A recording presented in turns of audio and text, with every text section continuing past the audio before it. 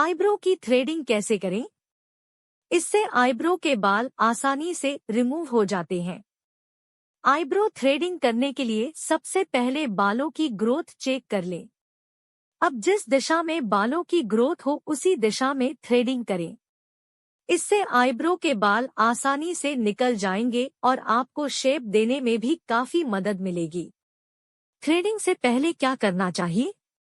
अगर आप फेशियल और थ्रेडिंग एक ही दिन में करवा रही है, तो आपको ध्यान रखना चाहिए कि आप पहले ही थ्रेडिंग करवा लें, क्योंकि इससे आपकी स्किन के पोर्स खुल जाते हैं और फिर मसाज करवाने से आपकी स्किन नरिश होती है, जिससे थ्रेडिंग के बाद होने वाले लाल दानों का खतरा नहीं रहता।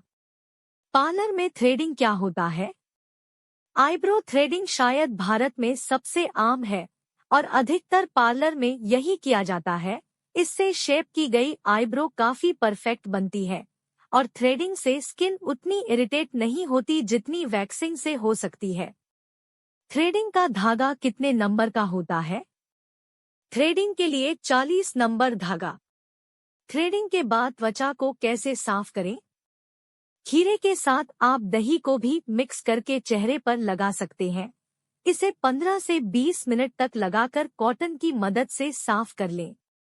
थ्रेडिंग के बाद स्किन पर क्या लगाते हैं? थ्रेडिंग के बाद की किसी भी लालिमा या जलन को कम करने के लिए थ्रेडेड क्षेत्र पर एलोवेरा जेल लगाएं। एलोवेरा के प्राकृतिक गुण त्वचा को ठंडा और मॉइस्चराइज करने में मदद कर सकते हैं, जिससे तेजी से रिकवरी को बढ़ावा मिलता है। आईब्रो थ्रेडिंग के लिए कौन सी उम्र सबसे अच्छी है? अगर वह कहे कि उसके बालों की ग्रोथ बहुत ज्यादा है या वह ऐसा हाइजीनिक कारणों के चलते करना चाहती है, तो हमें लगता है कि 13 से 16 की उम्र एक टीनेजर के लिए पहला वैक्सिंग या थ्रेडिंग अनुभव लेने के लिहाज से सही है।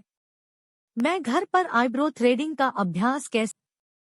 कंघी से निकले लंबे बालों को बहुत कम मात्रा में काटने के लिए छोटी आईब्रो कैंची का उपयोग करें। फिर अपनी भौहों के बालों को कंघी से नीचे की ओर घुमाएं और फिर से अपनी जगह पर पकड़ लें।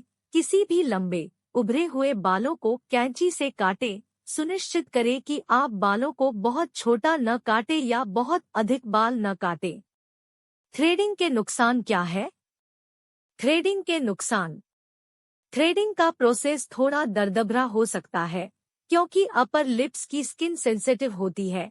अगर स्किन लूज है तो धागे से कटने का डर बना रहता है। थ्रेडिंग से कितना नुकसान होता है? बाल हटाने की किसी भी तकनीक से हमेशा कुछ स्तर की असुविधा रहेगी। हालांकि थ्रेडिंग सबसे कम दर्दनाक होती है। ऐसा इसलिए है क्योंकि बालों को सीधे जड़ से हटा दिया जाता है।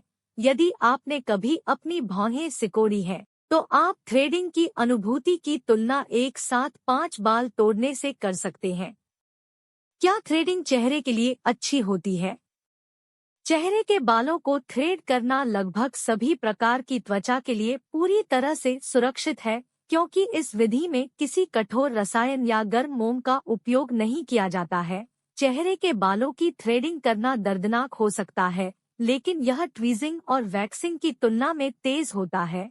सबसे महत्वपूर्ण बात यह है कि सही तकनीक का पालन करें, अन्यथा आपको कट या कुछ चोटें लग सकती हैं।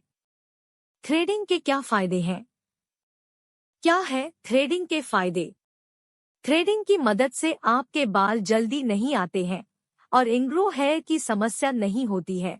थ्रेडिंग से आपकी त्वचा में रिंकल की समस्या नहीं होती है। साथ ही यह कोई केमिकल प्रोसेस नहीं है, इसलिए यह आपकी त्वचा के लिए सेफ है। थ्रेडिंग के बाद मॉइस्चराइज करना चाहिए। मॉइस्चराइज करें। जितना हो सके अपनी त्वचा को हाइड्रेट करें। अपने दैनिक और या रात्रिकालीन सौंदर्य दिनचर्या के हिस्से के रूप में ऐसा मॉइस्चराइजर लगाएं जिसमें इत्र या अल्कोहल न हो, क्योंकि ये आपकी उपचार प्रक्रिया को बाधित कर सकते हैं और अधिक जलन पैदा कर सकते हैं। थ्रेडिंग से पहले क्या करना चाहिए? अगर आप फेशियल और थ्रेडिंग एक ही दिन में करवा रही है, तो आपको ध्यान रखना चाहिए कि आप पहले ही थ्रेडिंग करवा लें, क्योंकि इससे आपकी स्किन के पोर्स खुल जाते हैं और फिर मसाज करवाने से आपकी स्किन नरिश होती है, जिससे थ्रेडिंग के बाद होने वाले लाल दानों का खतरा नहीं रहता। फेस थ्रेडिंग से पहले क्या करें? थ्रेडिंग से पहले किसी भी तेल या मेकअप को हटाने के लिए अपने चेहरे को साफ करना महत्वपूर्ण है, जो प्रक्रिया में हस्तक्षेप कर सकता है। अपने चेहरे पर सौम्य क्लींजर का उपयोग करके शुरुआत करें, फिर गर्म पानी से धो लें। लड़की को अपनी आईब्रो कब करवानी चाहिए? भौहों को संवारने की उचित उम्र विधि पर निर्भर करती है। प्लकिंग के लिए सौंदर्य विशेषज्ञ आकस्मिक ओवर ट्वीजिंग से बचने के लिए 20 वर्ष तक प्रतीक्षा करने की सलाह देते हैं। वैक्सिंग के लिए वह कम से कम 14 साल तक इंतजार करने की सलाह देती है, जिस साल त्वचा की संवेदनशीलता कम होने लगती है। अगर आपको वीडियो पसंद आया हो तो लाइक, सब्सक्राइब और शेयर करना ना भूलें।